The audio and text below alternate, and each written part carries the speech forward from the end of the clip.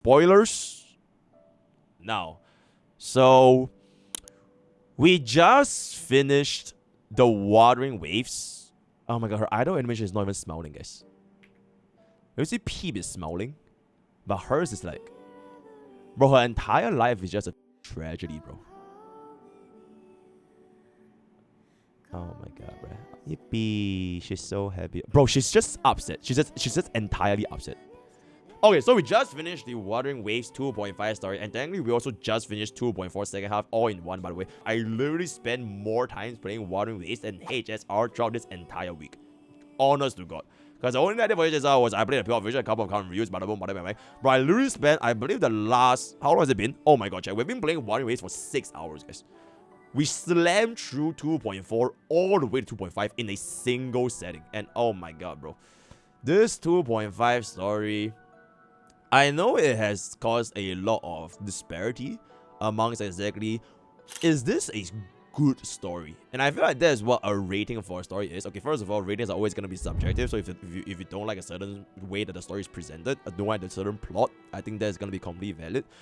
But I'm just gonna say from myself personally, I haven't seen Gacha Smack's video, I haven't seen any of like extra. This is literally, I just finished the story, raw dog that shit. I just finished it. So here are my perspective from a Hoyo show. A perspective from a Wuthering Wave tourist reviews the most whatever. Wuthering Wave tourist reviews the Wuthering Wave 2.5 story, right? Me personally, I think the ending seems to be in a general consensus of like, I was just shocked that Rover did what he did, essentially. Because towards the final confrontation, they were exchanging this very interesting bit of information where basically Rover was attempting to stop Phrolova, which at that point, it was kind of like, he got caught out as being like, how dare you have the audacity to almost come from like a moral high ground to justify if her actions are like right or wrong. Which honestly, you know, she's wrong, guys. You know, she basically had a plan of like infusing the souls of like her deceased families into the Tesla Discords, right? Like that was the original plan. Which is when Rover got into the field and then like he heard their voices and everything. It's a little bit like, you know, Full Metal Alchemist, right? The Full Metal Alchemist Brotherhood, and then there was the dog, like Edward. Yeah, she's kind of like doing this bada bing thing, right? So her grand plan and at the end of the day is not right? And she needs what Rover was trying to get at to Phrolova. I don't think he's coming in from a place of like, oh my god, go fuck yourself, right? He tried to reason with her to see that, you know, these are Tesla Discords and like souls of the dead, you know, you know, there's no such thing as like bringing people back to life, all that comes out, right? But towards the end, he said something along the lines of, you've gone too far. You have gone too far. And that was the sentence that essentially, you know, made Phrolova crash out. Like, it's interesting to hear this coming from Rover, saying that you have gone too far, when Rover went through everything, you know, left sis on red for 10 billion years, but he wiped his memories and he started afresh. As apparently, like he is like the guy, right? He is like the him of the Wuthering Waves universe. He is like he is like the Sanju. He is like the God King, everything, right? He has like limitless potential, as we have seen from like Jingzhou, the Magistrate, all of the different like dogs, dragons, horse, and everything. He is like him. But despite having all that, he chose the way of like wiping out all memories, all emotions, and everything. Essentially, Samla refresh. And Rover was the one that had the talks with Phrolova in the first place. And for him to just be like, I have all these different possibilities and I chose this way of, okay, you know what? Everybody that in this current lifespan, I'm just gonna refresh everything and I'm gonna reset. I am going to reset, except that his reset doesn't reset the people around him, right? She was waiting her entire life, okay, not entire life, but like for almost her entire life, for Rover to come back and see the performance, all the kind of stuff again. So for Rover to come and say, you know what, you have gone too far, when the exact means that he executed seeking whatever sorts of means that he was trying to do, I think Phrola's crash out was reasonable. It was reasonable for her to think that, because I don't think she would ever see the full story of Rover's perspective, because Rover saw her perspective, right? So if anything, Rover should be even more understanding than Phrola, because he literally saw like the backstory, and like it's fucking crazy that, bro, wait, what if this was a trap? What if like bro is like faking everything? Which I guess like it kind of was, like she low-key tried to trap bro, but like he did peer into the life of like how everything came about, right? The townsfolk, the Leia, the Ankh, you know, the little girl, and then the bada boom. Also the meteor, I don't know, plot, right? People were like, yo, Darwin sends his regards, and the fucking meteor just boom and fucking like pop everybody open. And it just so happens that her resonance ability triggered at the exact moment where everyone else just got wiped out by Final, right? Which you know what, it is what it is, plot device. I don't really care. It's about the impact that matters. And like, yeah, Rover went through all that to see this happen in Phrolova, but despite basically coming from this POV, like he literally walked in her shoes. I don't know how he came into the conclusion that, okay, you know what, she is too far gone, and she managed to grab the crystal, the gem, right? She managed to grab the gem, like, and then just as she was about to bounce, right,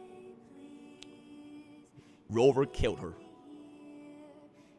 At least that's what the game and the story has me believing, right? Even the official, like, you can take a look at the official Twitter post over here, right? Essentially, she's gone. He determined at that point of time the best course of action was to kill Phrolova. Like, he would rather kill Phrolova than going through with more means and going above and beyond. Which I just don't know why though. Like, why? Why would you do that? You know what I'm saying? Like, this entire arc, like his whole development, is basically going about above and beyond to go at it. Okay, you know what? She did a genocide. Okay, she almost did a genocide, right? She almost wiped out Jingzhou, but girl was crashing out, guys. You know, girl was crashing out. You get what I'm saying? Like, and the reason for her crashing out is, okay, first of all, it was a fractidus, right? They basically gaslighted her into saying, yo, she's, but like, another core reason is literally because of Rover wiping his memories, and then like she couldn't reunite with her anymore in the next life, right? Because he's indirectly the cause of the genocide. You get what I'm saying? So I just felt that the ending to me makes it very unsatisfactory. Like I was saying just now, it feels like a very, very bitter aftertaste. It's so tragic, but because she's a villain at the end of the day, right? To be fair, usually the villains at that point of time, she sort of made her stance clear that she was not gonna budge, right? In Rover's defense, she was basically locked in, and she was determined she was gonna do the dog, right? The Full Metal Alchemist dog, right? She was gonna do the villain things. But after coming from like the process of how everything came to be into that point, the ending still felt very, very bitter. And at this point of the video, I think after me rambling on, and this is like, it's not scripted, right? It's just like me processing what I just went through a story.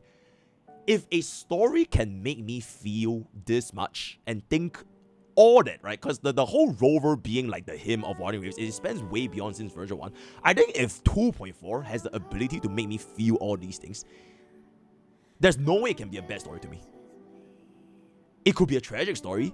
It could be a ending that was like unsatisfactory, a bitter end. But if you're able to make me as a viewer that is basically a Wuthering Wave tourist, right? If I was able to feel all these things, I think 2.4 was an exceptional story. In fact, I'm pretty sure this is probably like one of my highest rated stories. I think this is probably like one of my highest rated Wuthering Wave stories. Probably even more so than Carter TS 2.2. Unless I rated something else above Carter TS 2.2. Which I don't think is possible, because let's just be real, version 1 Wuthering Waves,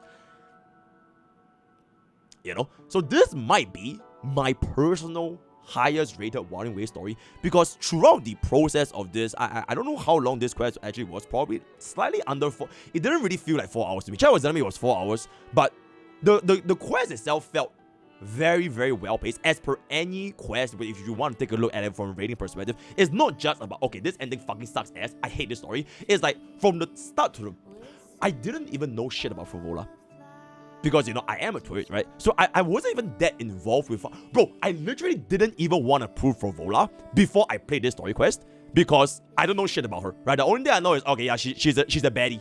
She's a terrorist, right? She almost committed fucking genocide in Jingzhou. That's pretty much all I know about her. Because I'm not that involved with everything that has been going on for the past, like, all the patches.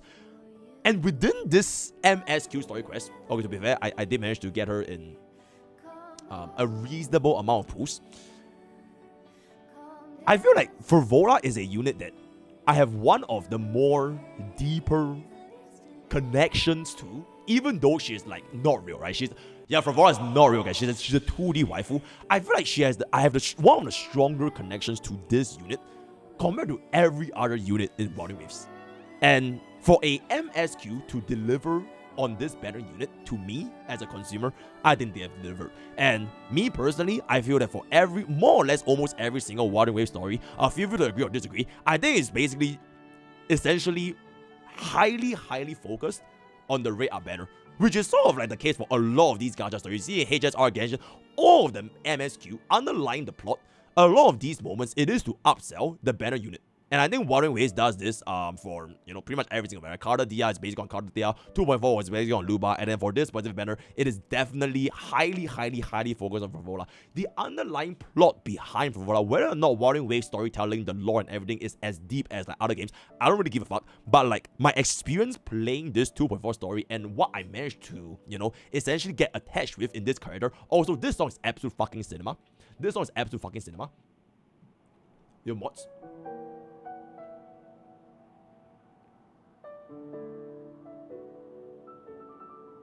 Yeah, this one's absolute fucking cinema.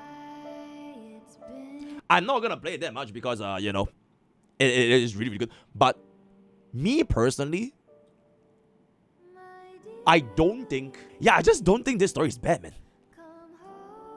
I think people might be a little bit like, the ending is so unsatisfactory. Like, they wish they wanted a different ending.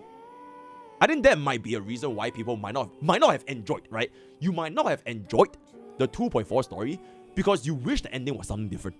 But for me, it's like, I feel so involved in the story to the point where I even though I wish the ending was something different, it doesn't take away from the fact that the entire story as a whole managed to deliver on the aspects of an MSQ, at least for Wuthering Waves. So because of that, I think this is a great story.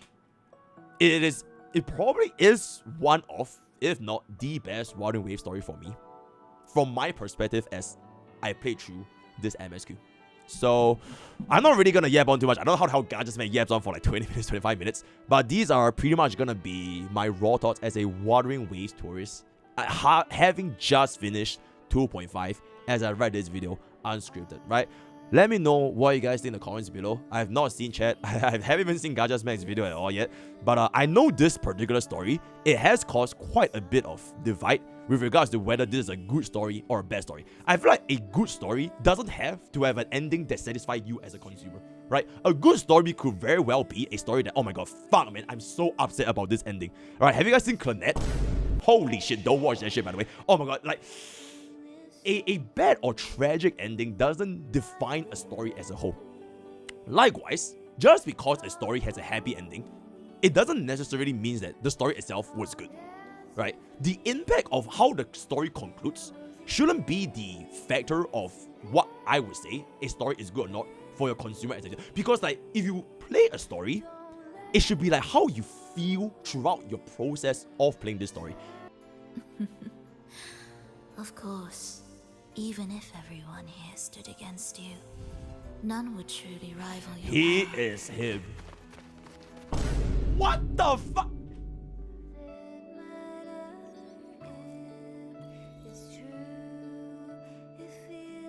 And at least for like in this case like a gacha game story, right? Because if you're talking about anime, it's gonna be a completely different ballgame. But at least like your whole mindset can you follow up with the plot, how they execute it, the music, the cutscenes, the battles, you know, oh my god, and the amount of like camera action and everything, the angles, armpits, everything combined all into one. I think this story was just really, really good for me, right? So, yep, let me know what you guys think. Whoa, this is gonna be... Alright, W or L Rover? Yeah, I think that's gonna be our problem today. W or L Rover? Because I honestly can see people saying W Rover because technically she showed that she was beyond salvation, right? So technically she was like, yeah, nah, I'm good. Go fuck. Go, I'm just gonna fucking turn the whole world into Tesla Discord. I don't really give a fuck, right? So technically Rover probably just like, you know what? Fuck this shit, you know? But the end, when after Rover killed her, it took bro less than 5 seconds. Bro, literally 5 seconds. He turned around. He's like, oh, anyways, yo, what about Sunday over here?